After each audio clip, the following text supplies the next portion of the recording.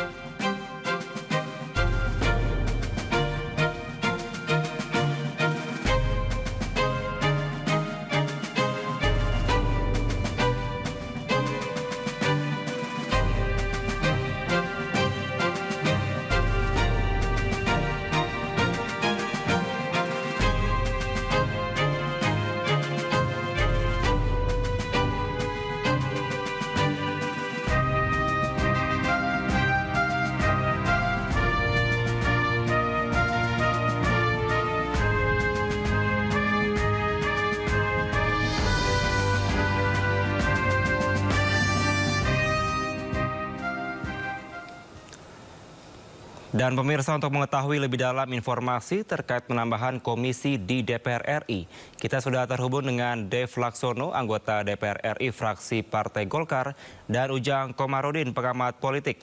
Selamat malam, Mas Dev dan juga Kang Ujang. Selamat malam. Selamat malam. Assalamualaikum, Bang Dev juga. Bang Ujang sehat, alhamdulillah. Baik, semoga semua dalam kondisi sehat. Saya mau ke Mas Dev terlebih dahulu. Ya. Singkat saja mungkin Mas, ini sebenarnya kegentingan atau urgensi apa sehingga DPR ini menambah 2 komisi menjadi 13 saat ini? Ya, bukan kegentingan ya, ini kan hanya penyesuaian karena pemerintahan saat ini itu adalah keberlanjutan dari pemerintahan sebelumnya, ingin segera menuntaskan semua target-target. Nah, untuk kita bisa menuntaskan target-target tersebut, maka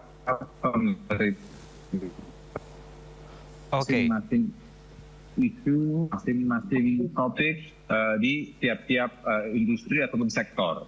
Nah, untuk agar pemerintah bisa lebih cepat, lebih sigap, lebih tepat untuk membuat kebijakan, membuat peraturan atau undang-undang dan lain-lain sebagainya, maka di legislatifnya pun juga harus disesuaikan speednya. Nah, maka itu komisinya ditambah agar mitra kerjanya pemerintah lebih tepat dan lebih cepat untuk dalam bergerak. Nah, dan itu juga tergambarkan juga dengan jumlah anggota per komisi lebih sedikit sehingga kita lebih fokus akan topik ataupun juga isu yang terkait di komisi kita masing-masing. Begitu. Oke, apakah memang ini karena mengikuti begitu gemuknya kabinet dari Prabowo Subianto, Gibran Raka Buming Raka atau kabinet Merah Putih? Ya, jadi sebenarnya bukan, saya sih tidak melihat kabinet Pak Prabowo, kabinet Prabowo Gibran ini sebuah kabinet yang gemuk. Tetapi saya melihatnya ini kabinet yang fokus, ya. Jadi sehingga setiap isu apapun itu langsung dihandle oleh menterinya sehingga bisa mengambil sikap kebijakan dan bisa menyesuaikan dengan taste di mana Pak Prabowo ingin melaksanakan pemerintahan ini. Oke, Kang Ujang, ini tadi Mas Dev menyampaikan bahwa ingin menyesuaikan kabinet-kabinet yang ada dan juga lebih fokus. Apakah Anda sejalan atau sepaham dengan apa yang disampaikan oleh Mas Dev tadi? Ya pasti ya, ini konsekuensi dari penambahan nomenklatur di kabinet Prabowo Gibran. Jadi suka tidak suka, senang tidak senang, karena DPR itu menjadi mitra dari pemerintah, bagian daripada katakanlah sparring partner ya dari eksekutif, maka ya ketika kabinetnya itu bertambah, ketika kabinetnya itu gemuk, ya tadi pasti juga parlemennya juga bertambah. Karena kalau misalkan nomenklaturnya di kabinet bertambah, di DPR-nya tidak, ini kan ada kesenjangan gitu. Ada ketidakmatchingan, ada ketidakcocokan. Maka penyesuaian itu pasti dilakukan oleh DPR sebagai bentuk tadi respon ataupun tanggung jawab penyesuaian apa yang ada di kabinet.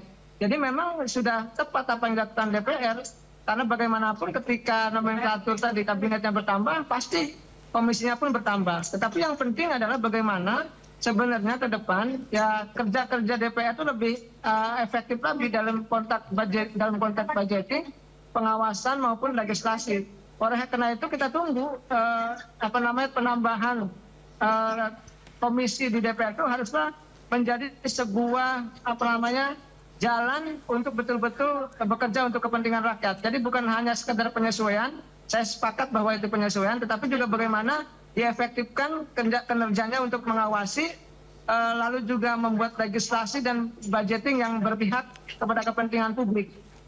Oke, penambahan 2 komisi berarti akan bertambah juga anggaran yang disiapkan. Kang Ujang, sebesar apa sebenarnya kalau Anda melihatnya? Ya, itu juga konsekuensi ya, sudah pasti ya. Kabinet juga di eksekutif gemuk bertambah, itu konsekuensinya pasti anggaran bertambah. Rumah dinas, mobil dinas, anggaran operasional menteri, birokrasi, perkantoran. Pasti itu konsekuensi dari bertambahnya kabinet. Begitu juga di DPR ya sudah pasti juga penambahan komisi juga bertambah anggaran itu. Yang penting sebenarnya bagaimana nanti bisa dipertanggungjawabkan soal penambahan anggaran itu. Karena nggak mungkin komisinya bertambah, anggarannya tetap. Jadi konsekuensi bertambah gemuknya kabinet, tambah gemuknya atau bertambahnya komisi ya pasti akan bertambah anggaran. Yang penting bagaimana sebenarnya publik diyakinkan bahwa ini adalah bukan hanya kepentingan soal kekuasaan, bukan hanya kepentingan soal power sharing, tetapi betul-betul rakyat juga diperhatikan. Hari ini kan kita melihat eksekutif happy ya, lalu juga legislatif happy, semua senang, semua bahagia. Tapi bagaimana ke depan dengan bertambahnya nomenklatur kementerian, bertambahnya komisi, juga berimbas kepada publik, kepada rakyat, bahwa rakyat juga perlu disejahterakan, rakyat juga perlu happy begitu. Oke, Anda menyatakan bukan bagi-bagi kekuasaan. Benarkah memang ini bukan untuk bagi-bagi kursi di DPR, untuk karena banyak pendukung yang mendukung dari koalisi Pak Prabowo? Kang Ujang. Ya, secara teoritik power sharing, akomodasi politik, akomodasi kepentingan, itu sah-sah saja dilakukan, bukan sesuatu yang haram. Tetapi memang yang harus disadari adalah bagaimana tadi Pak Prabowo mampu meyakinkan publik dengan bertambahnya nomenklatur kementerian, dengan bertambahnya juga komisi di DPR, betul-betul bekerja untuk kepentingan publik, bekerja untuk kepentingan rakyat. Itu yang ditunggu oleh masyarakat, karena jangan sampai anggarannya bertambah, tapi kepentingan rakyatnya tidak diperhatikan.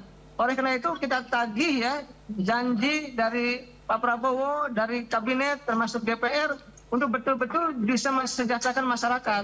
Nah, catatan saya adalah bagaimana sejatinya DPR bersama pemerintah tadi meyakinkan koalisi itu bukan sekedar power sharing, tetapi tadi tujuannya adalah mensejahterakan rakyat sesuai dengan apa yang disampaikan oleh Pak Prabowo, bahwa rakyat yang harus diperhatikan, rakyat yang harus dilayani, bahwa rakyat yang harus betul-betul disejahterakan begitu.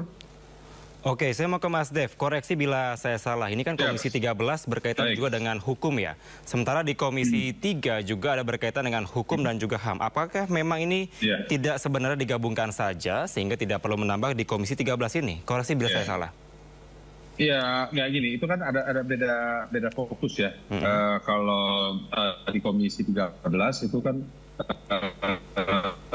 memang hukum juga lebih kepada mengenai perundang-undangan, mengenai lapas, imigrasi, HAM, hal-hal yang berkaitan seperti itu. Nah, sementara kalau di Komisi 3 yaitu mengenai penegakan hukum itu sendiri, jadi kejaksaan, kepolisian, mahkamah, hal-hal yang lainnya juga yang berkaitan dengan penegakan hukum. Nah, sehingga ada bagian yang jelas sehingga masing-masing komisi agar bisa menyelesaikan target-target kerja legislatif kita ke depannya. Gitu. Oke, tidak akan tumpang tindih kah Kang Ujang dari Komisi 13 dan juga Komisi 3 ini yang sebenarnya ini sama-sama di bidang hukum? Ya, memang tidak akan tumpang tindih ya, karena di nomenklatur kementerian itu beda-beda tuh. Menko Polhukam sudah tidak ada, yang ada adalah Menko Politik dan Keamanan, hukumnya dipindahkan di Pak Yusril gitu. Sedangkan keamanan dan politiknya ada di Pak BG gitu. Sama juga di komisi juga di DPR juga tentu sudah dikaji secara matang ya tentang tadi pemecahan komisi di DPR itu. Saya meyakini karena memang sudah dirancang, sudah dipersiapkan ya tidak akan tumpang tindih. Kalaupun seandainya tumpang tindih pasti akan dirubah nomenklatur yang ada di DPR tersebut.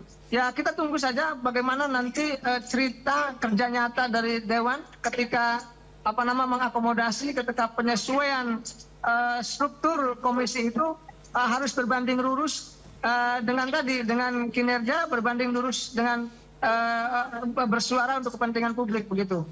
Oke, baik. Tidak akan tumpang tindih. Baik, kita nantikan bersama pastinya. Saya mau ke Mas Dev. Mas Dev, ini ada 2 komisi yang ditambah. Apakah nanti memang ada penambahan ruang rapatkah ataukah ada ruang-ruangan lain atau komisi lain yang akan digunakan untuk Komisi 12 dan 13?